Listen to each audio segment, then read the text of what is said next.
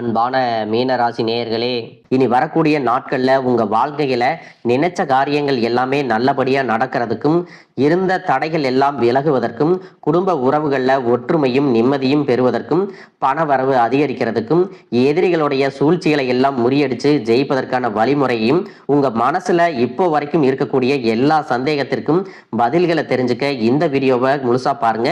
உங்களுக்கான தீர்வு நிச்சயமா உங்களுக்கு கிடைக்கும். மீனராசி, பூரட்டாதி நட்சத்திரம் 4ஆம் பாதம், உத்திரட்டாதி நட்சத்திரம், ரேவதி நட்சத்திரங்கள் உள்ள மீனராசிக்காரங்க பொதுவாகவே இரக்க குணம் கொண்டவங்களா இருப்பாங்க. மற்றவங்களுக்கு உதவி செய்யறதுல ஆர்வம் காட்டுவாங்க. குரு பகவான் உங்களுக்கு ராசி அதிபதியா இருக்கிறதால எப்பேற்பட்ட சவாலாக இருந்தாலும் தன்னம்பிக்கை மற்றும் விடாமுயற்சியால எல்லாத்தையும் தனக்கு சாதகமா மாத்தி காட்டுவாங்க. கலைத்துறையில அதிகமான ஆர்வம் இருக்கும். மற்றவங்க மனசை அறியக்கூடிய ஆற்றல் இவங்களுக்கு இயல்பாகவே இருக்கும். சின்ன சின்ன விஷயத்துக்கெல்லாம் உணர்ச்சி வசப்படுவாங்க. பேசுறதுக்கும் பழகிறதுக்கும் இனிமையானவங்களா இருப்பாங்க. இப்படி எல்லார்கிட்டையும் உண்மையான அன்பு செலுத்தக்கூடிய தூய உள்ளம் கொண்டவங்களா இருப்பாங்க. இவங்க வாழ்க்கையில எத்தனையோ கஷ்டங்களை எல்லாம் அனுபவிச்சுட்டு இதுக்கு மேல புதுசா நான் என்ன கஷ்டத்தை பார்க்க போறேன் அப்படின்னு எல்லாத்தையுமே சாதாரணமா எடுத்துட்டு கடந்து போகக்கூடிய அனுபவசாலிகளாகவும் இருப்பாங்க. உங்களுடைய கடின உழைப்புக்கு அங்கீகாரம் கிடைக்கும். சனியை பொறுத்த வரைக்கும் உழைப்புக்கு எப்பவுமே அங்கீகாரம் கொடுக்கக்கூடியவர். சுக்கிரன் செல்வத்தையும் கொடுக்கறதுனால இந்த சேர்க்கை நல்ல பொருளாதார சூழ்நிலையை உங்களுக்கு உருவாக்கும். காதல் விஷயங்களை பொறுத்த வரைக்கும் இருவருக்குள்ளும் நல்ல புரிதல் அதிகரிக்கும். திருமண வாழ்க்கையில மன மகிழ்ச்சி இருக்கும். பழைய நினைவுகள் மற்றும் பழைய நண்பர்கள் மீண்டும் வாழ்க்கையில வரக்கூடிய வாய்ப்புகள் இருக்கு. உணர்ச்சி பூர்வமான விஷயங்கள்ல முடிவுகளை எடுக்கும் பொழுது நேர்மையாகவும் தவறுகளை சுட்டிக்காட்டி அதை திருத்துவதற்கான வாய்ப்புகளையும் கொடுக்கணும்.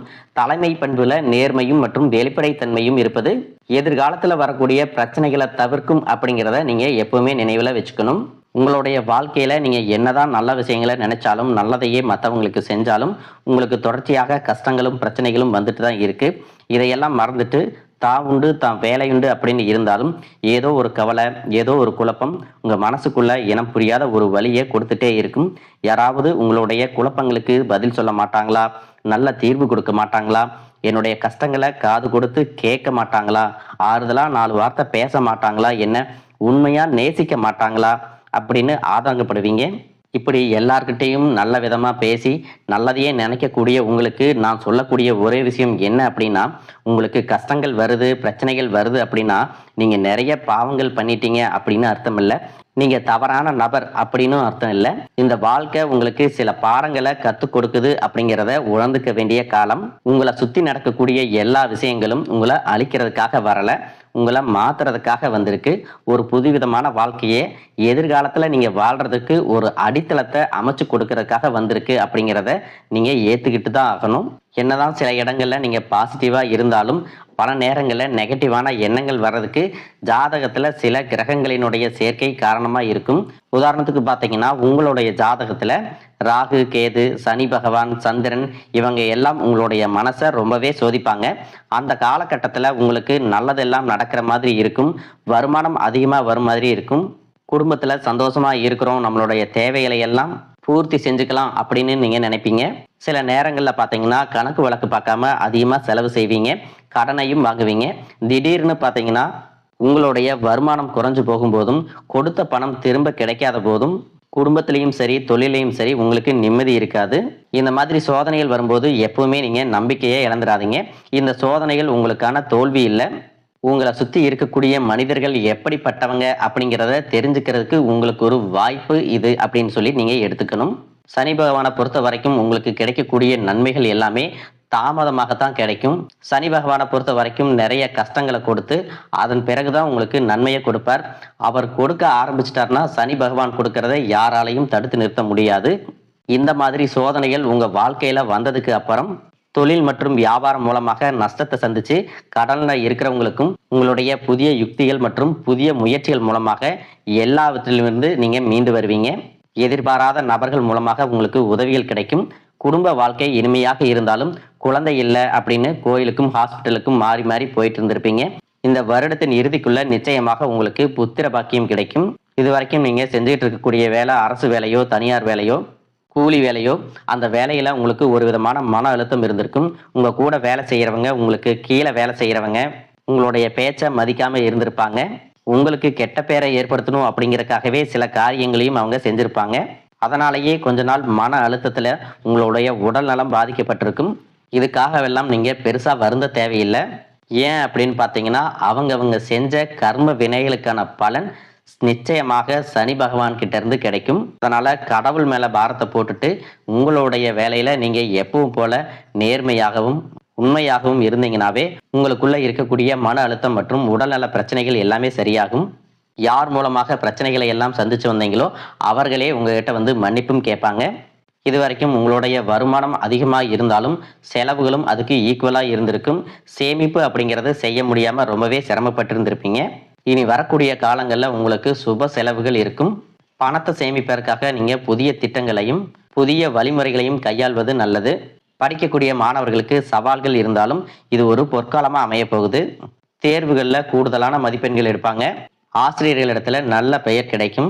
குடும்பத்தை பொறுத்த வரைக்கும் விட்டு கொடுத்து போவது மிகவும் முக்கியம். அதிலும் குறிப்பாக அதிகாலையில குடும்ப உறவுகளிடம் அன்பாக பாசிட்டிவான வார்த்தைகளை பேசி உற்சாகப்படுத்துவதன் மூலமாக சில அனுகூலங்கள் கிடைக்கும்.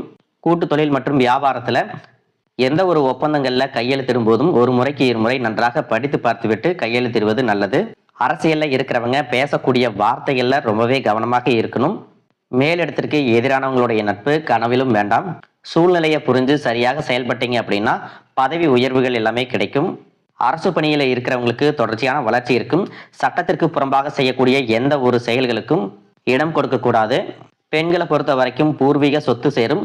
மகப்பேறு நல்லபடியாக அமையும். சினிமா மற்றும் கலைத்துறையில இருக்கிறவங்களுக்கு தங்களுடைய தனித்திறன்களை வெளிப்படுத்துவதன் மூலமாக நல்ல வாய்ப்புகள் கிடைக்கும். வீணான ரோசம் மற்றும் முன்கோபத்தை தவிர்க்கணும். வாரிசுகளுக்கு திருமணம் அமையல, நல்ல தொழில் அமையல அப்படின்னு நீண்ட நாட்களாக காத்துட்டு இருந்தவங்களுக்கு சில போராட்டங்கள் மற்றும் தடைகளை தாண்டிய பிறகு நல்ல வரன் அமையும். தொழில் வாய்ப்புகள் எல்லாமே உருவாகும். சுபகாரியங்கள் நடக்கும்போது வீணான ஆடம்பரத்தை தவிர்ப்பது நல்லது. குடும்பத்துல வாழ்க்கை துணையினுடைய வார்த்தைகளுக்கு மதிப்பு கொடுக்கணும். பெற்றோர்களிடத்துல மனம் விட்டு பேசணும். மூத்தவர்களுடைய வார்த்தைகள் உங்களுக்கு புதுவிதமான தெம்பு கொடுக்கும். உங்களுடைய விடாமுயற்சியின் காரணமாக அசையும் மற்றும் அசையா சொத்துக்களை எல்லாமே வாங்குவீங்க. விலை உயர்ந்த பொருட்களை பத்திரமாக பாதுகாக்கணும். மற்றவர்களுக்கு கடனாகவோ இரவலாகவோ கொடுக்கதை தவிர்த்துக்கணும். பிற மொழி பேசக்கூடிய மனிதர்களிடத்துல அதிகமான பழக்கத்தை தவிர்க்கணும். இரவு நேர பயணங்கள் மற்றும் வெளியிடங்கள்ல தங்கக்கூடிய சூழ்நிலைகள் வரும் பொழுது நம்பிக்கையான பாதுகாப்பான இடங்களை தேர்ந்தெடுப்பது நல்லது. இந்த வருடத்தின் இறுதிக்குள்ள உங்களுக்கு புதிதாக வீடு மற்றும் வாகனங்கள் வாங்குவதற்கான யோகம் இருக்கு.